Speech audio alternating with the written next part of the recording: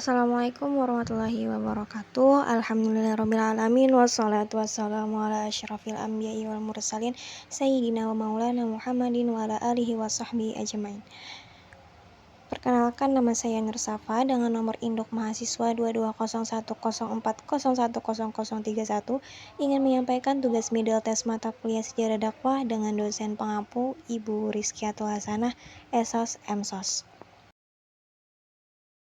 Pembahasan kali ini ada 6 bahasan, yaitu membahas tentang yang pertama pengertian ruang lingkup dan fungsi sejarah dakwah, yang kedua setting sosial bangsa Arab sebelum Islam, yang ketiga konsepsi dan posisi sejarah dakwah Rasulullah, yang keempat sejarah dakwah Rasulullah, dan yang kelima dakwah Islam pada masa Khulafaur Rasyidin, dan yang terakhir dakwah Islam pada masa Daulah Umayyah. Pembahasan yang pertama yaitu ada pengertian ruang lingkup dan fungsi sejarah dakwah.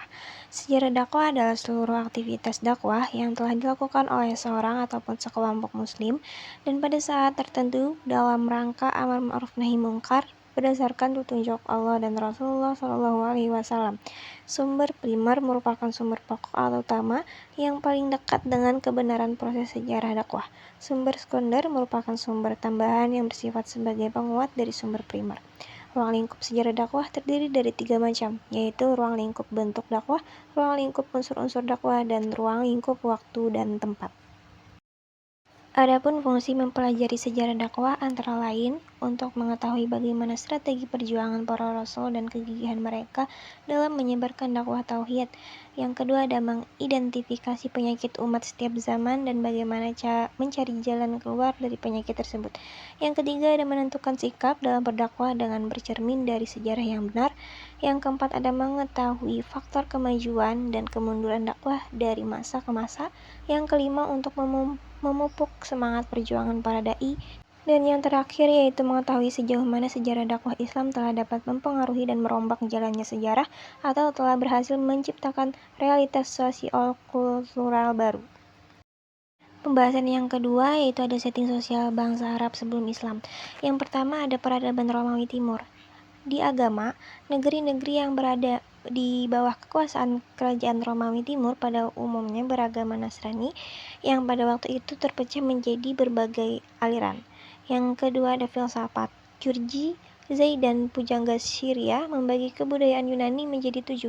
Yang pertama ada masa dongeng atau mitologi, yang kedua ada masa pahlawan, yang ketiga ada masa lirik atau perasaan, yang keempat ada masa kemasan, yang kelima ada masa Iskandaria atau Alexandria, yang keenam ada masa Yunani sampai Romawi, dan yang terakhir ada masa Bizantium.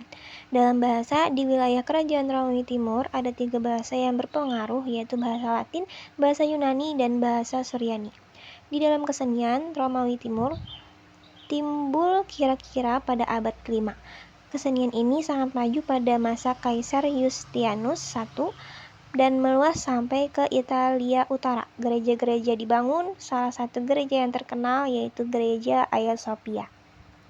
Yang kedua ada peradaban Persia. Kerajaan Persia merupakan saingan dari kerajaan Romawi Timur, di mana antara kedua kerajaan tersebut terus-menerus terjadi peperangan karena masing-masing berebut daerah kekuasaan dan pengaruh.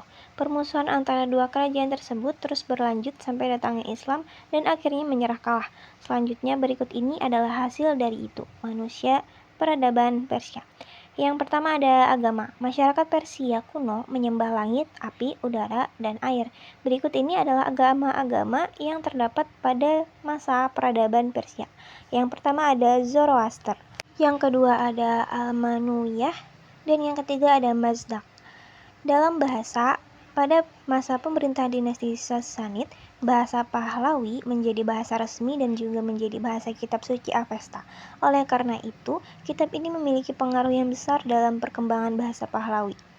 Yang ketiga ada kesenian. Pada tahun 5000 sampai 1000 sebelum Masehi, hasil kesenian Persia adalah berupa keramik patung, perkakas dari perunggu. Sementara itu, seni lukis dan seni arsitektur baru berkembang pada 550 sebelum Masehi sampai 1600 Masehi.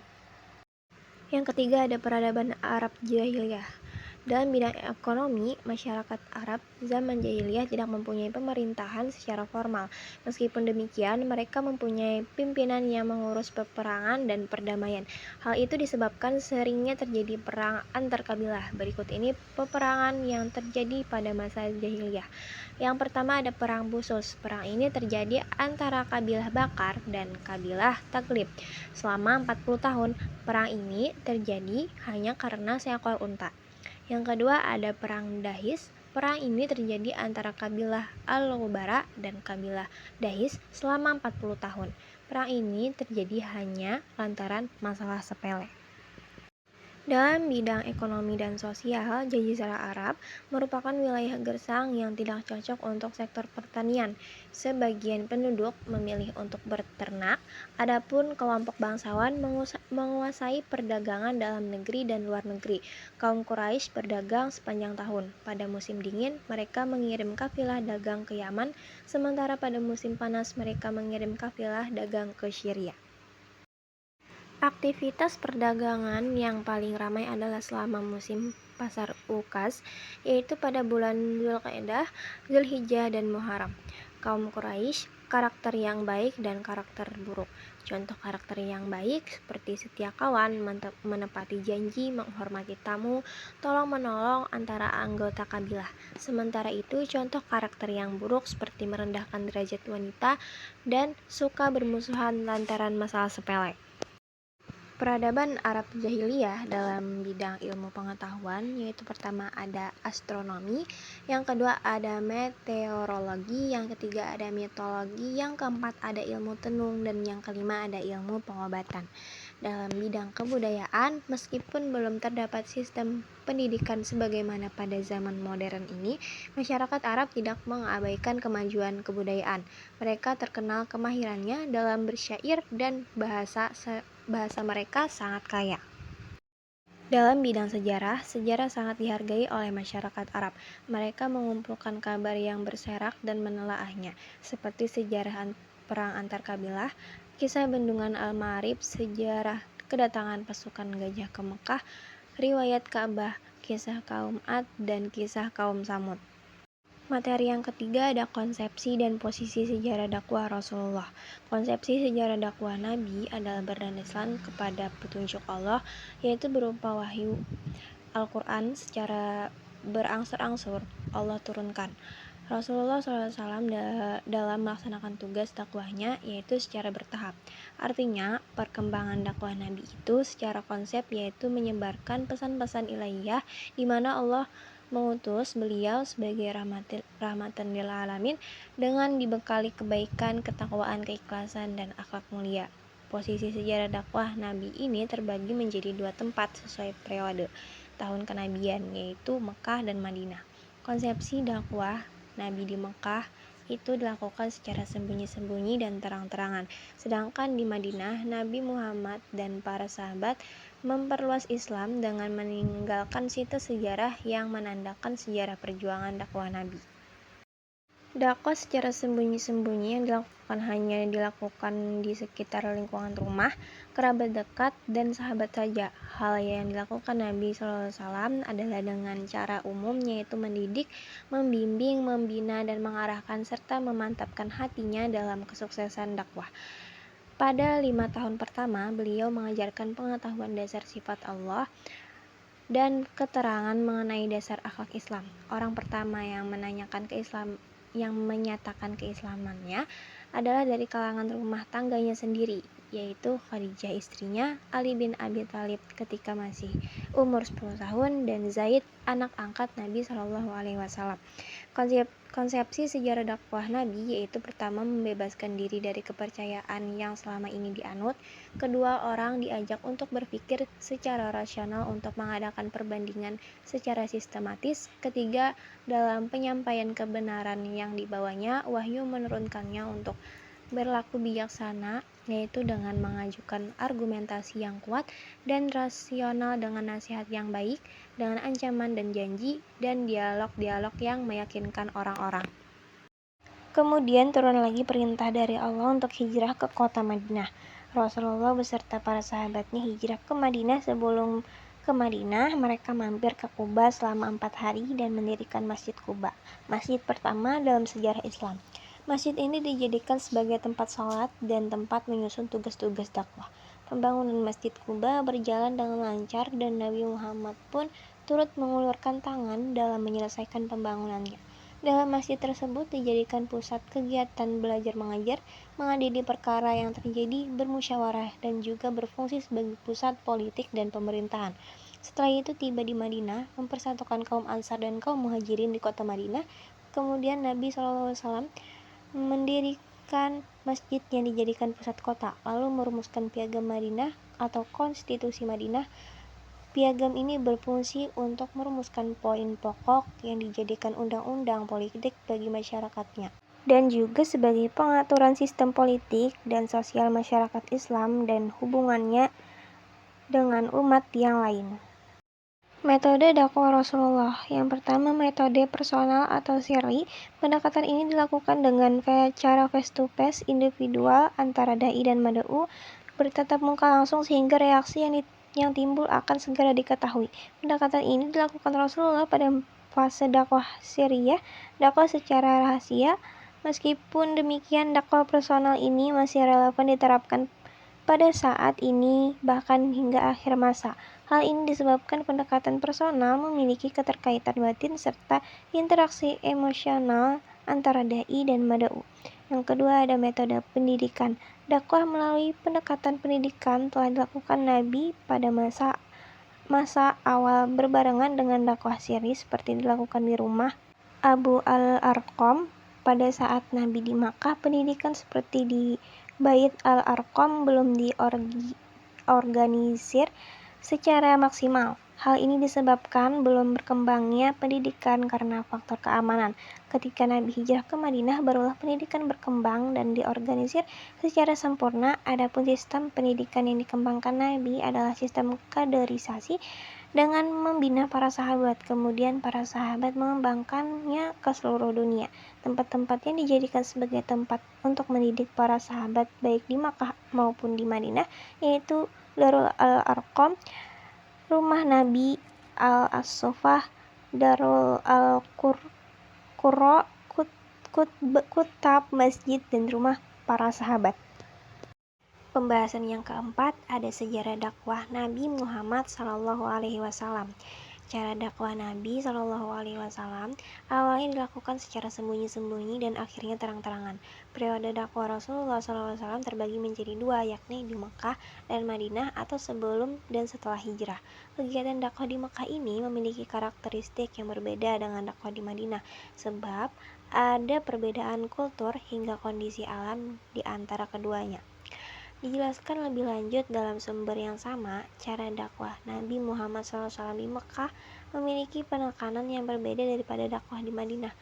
Masyarakat Mekah yang pada saat itu menyembah berhala memiliki kesetiaan terhadap para leluhurnya, terutama dalam penyembahan berhala. Rasulullah SAW lebih memfokuskan pada keesaan Tuhan karena kondisi masyarakat Mekah yang belum bertauhid, sehingga beliau merasa perlu membina keyakinan bangsa Arab, terutama penduduk Mekah saat itu. Secara umum, dakwah Nabi SAW di periode Mekah meliputi dakwah dalam bidang ketuhanan, pendidikan, dan pembinaan baik secara sembunyi-sembunyi maupun terang-terangan. Rasulullah SAW kemudian mendapat perintah untuk hijrah dari Mekah ke Madinah. Beliau tiba di Madinah pada 12 Rabiul Awal menurut buku pendidikan agama Islam yang disusun oleh Bakrul Ilmi. Setidaknya ada 4 substansi dakwah pada periode Madinah. Keempatnya adalah pembinaan akidah, ibadah, dan muamalah kaum muslimin. Pembinaan ukhuwah atau persaudaraan untuk menyatukan kaum muslim, pembinaan kader-kader perjuangan untuk mempertahankan wilayah dakwah, dan memetakan pertahanan dan sosial untuk menjaga stabilitas Madinah.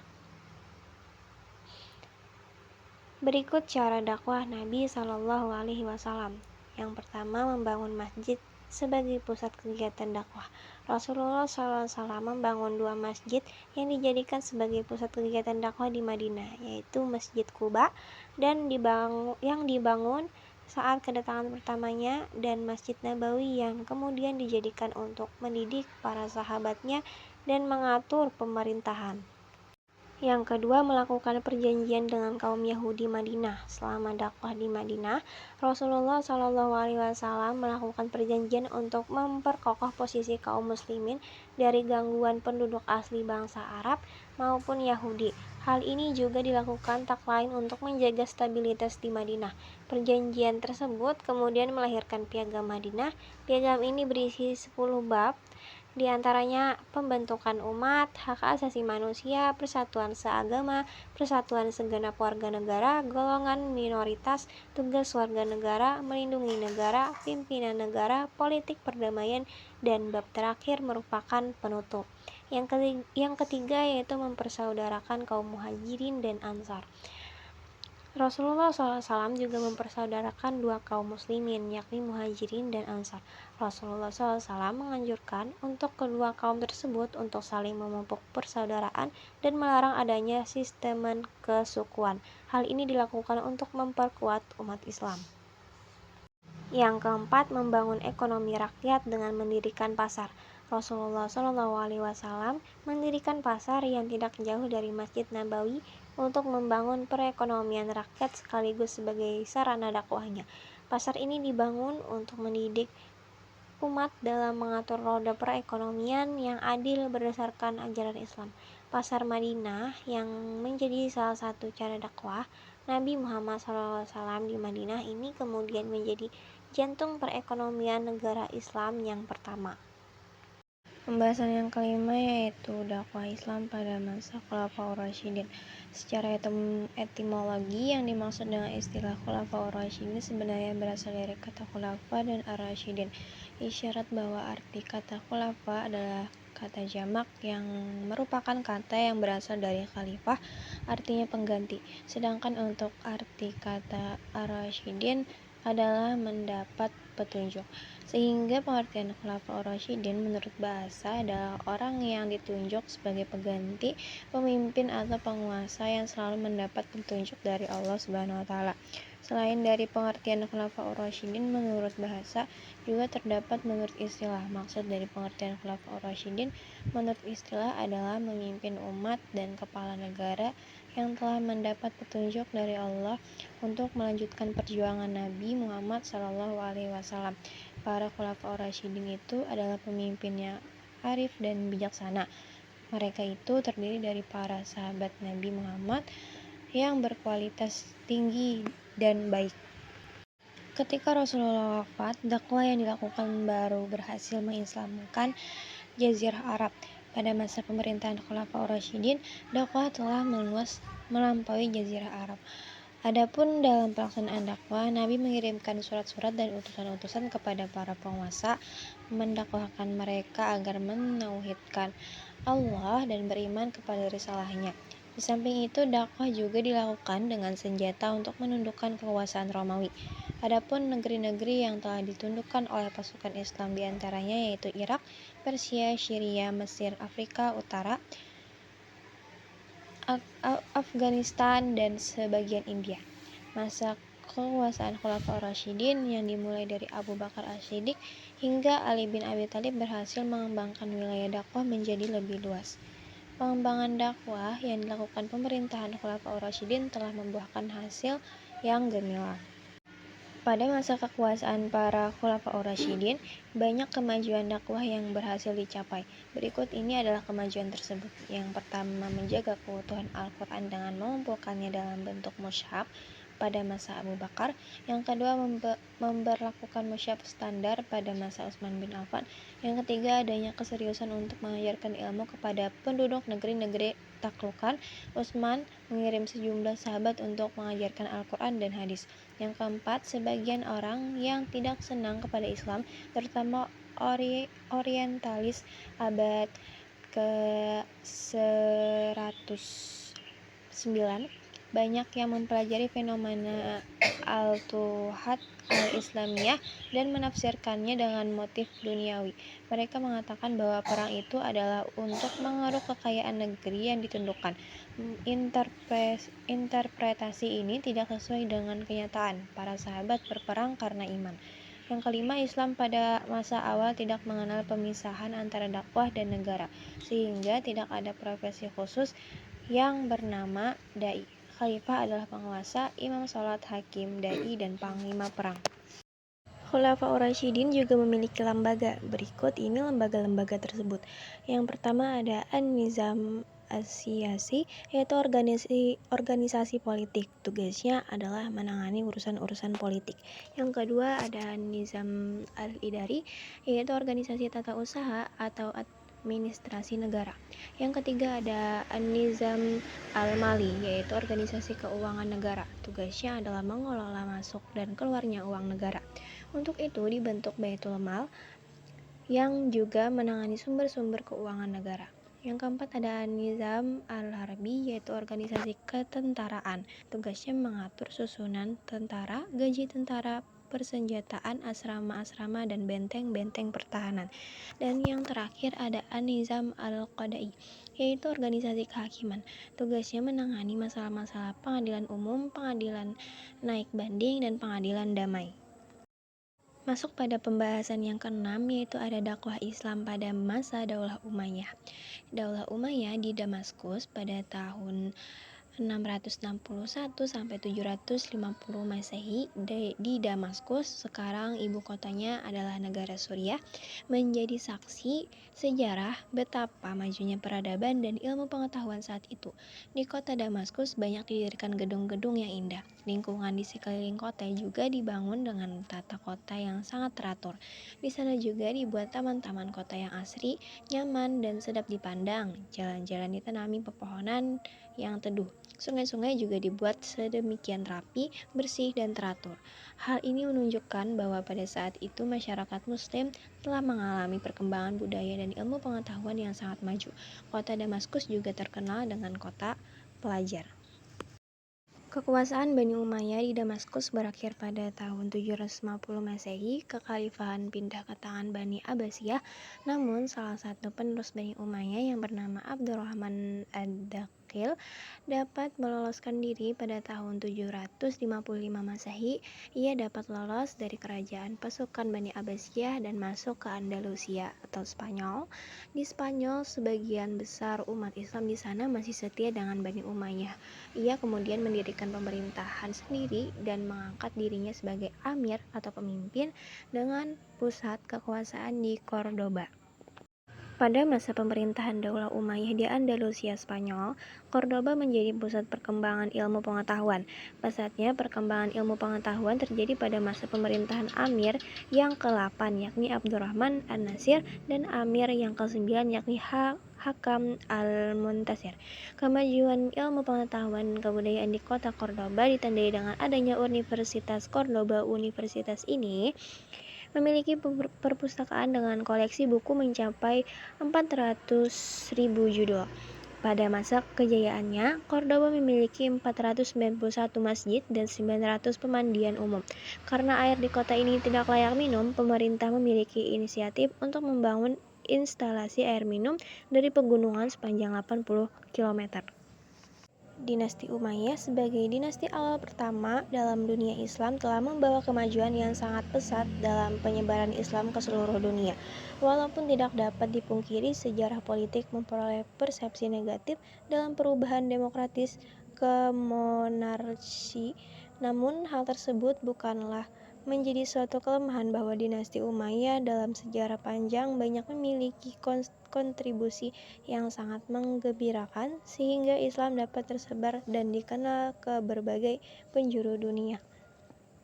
Demikian dapat disimpulkan bahwa sejarah dakwah pada masa Bani Umayyah dimulai dengan perluasan wilayah dakwah seiring ekspansi teritorial yang dilakukan oleh Bani Umayyah di beberapa wilayah, serta pengembangan ilmu pengetahuan sebagaimana menjadikan bahasa Arab menjadi bahasa administratif dan pemikiran dakwah di bidang ekonomi seperti pengelolaan Baitul Mal, mengganti mata uang, dan pengelolaan pajak.